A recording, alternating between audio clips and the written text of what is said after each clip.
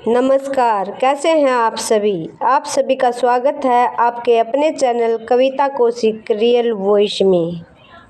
आपने अक्सर सुना या पढ़ा होगा कि भगवान विष्णु के छठे अवतार माता रेणुका और भृगुवंशीय जमदग्नि के पुत्र परशुराम ने अपनी ही मां का सिर काट दिया था।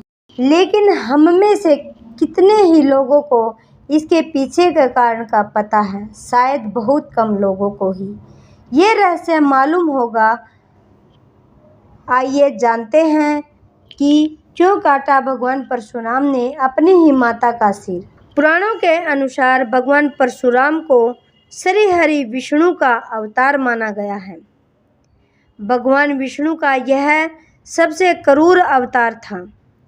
शिव जी द्वारा प्राप्त परशु के कारण ही उनका नाम परशुराम पड़ा। परशुराम महर्षि जमदग्नि और माता रेणुका की संतान थे।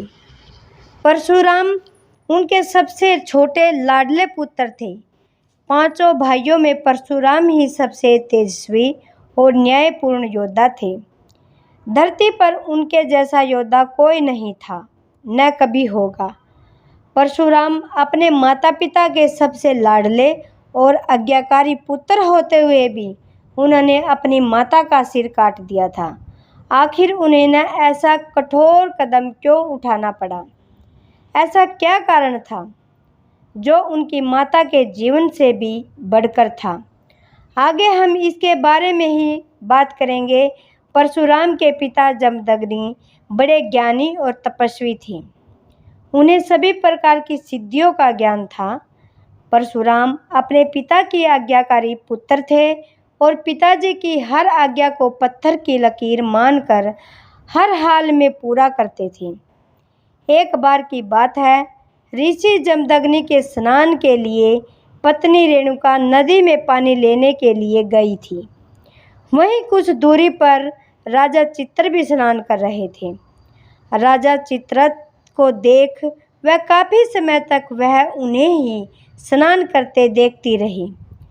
उनका मन विचलित हो गया और भूल गई कि उन्हें अपने पति के लिए स्नान का पानी लेके जाना था।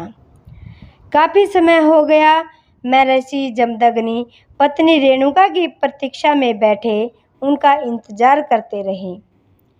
जब पत्नी रेणुका आश्रम पहुंची तो ऋषि जमदग्नि ने अपनी ध्यान शक्ति से उनके देर में आने का कारण ज्ञात करना चाहा।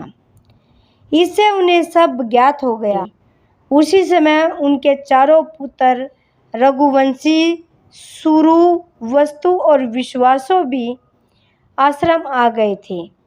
ऋषि जमदग्नि ने अपने चारों पुत्रों को बारी बारी से अपनी मां का वध करने को कहा था, पर किसी ने भी मां की मोह वंश ऐसा करने का हिम्मत नहीं जुटा पाए।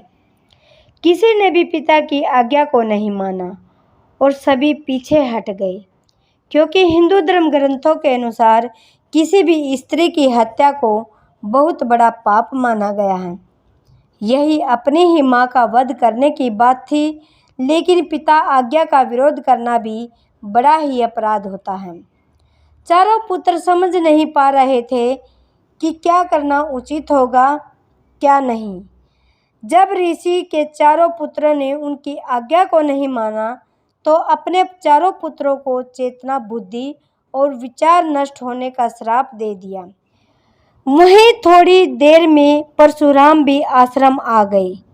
परशुराम को देख महर्षि जमदग्नि ने उन्हें अपनी मां और चारों भाइयों का वध करने का आदेश दिया।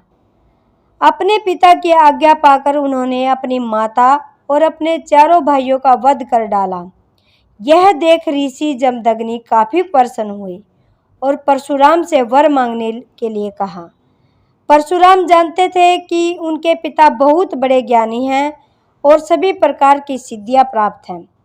उन्हें अपने पिता की बातों से पूर्ण से अवगत था कि वह अपने पिता के आदेश मानेंगे तो उनके पिता उन्हें मुंह मांगा वरदान देने के लिए कहेंगे।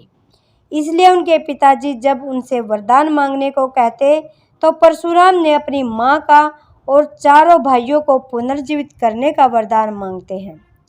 इससे उनके पिता ने उनकी इच्छा मान माता रेणुका और चारों भाइयों को जीवित कर दिया। इस तरह भगवान परशुराम ने अपने पिता की आज्ञा भी मानी और अपनी माता और भाइयों को जीवित भी करा दिया।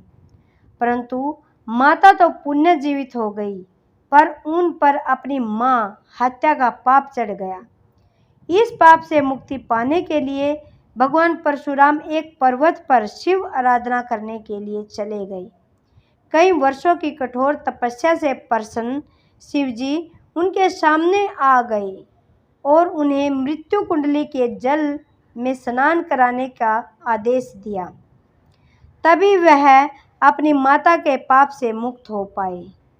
परशुराम ने शिवजी कहे अनुसार ऐसा ही किया और अपनी माता हत्या के पाप से मुक्ति प्राप्त की। यह मूर्ति वर्तमान राजस्थान के चित्तौड़ जिले में स्थित है।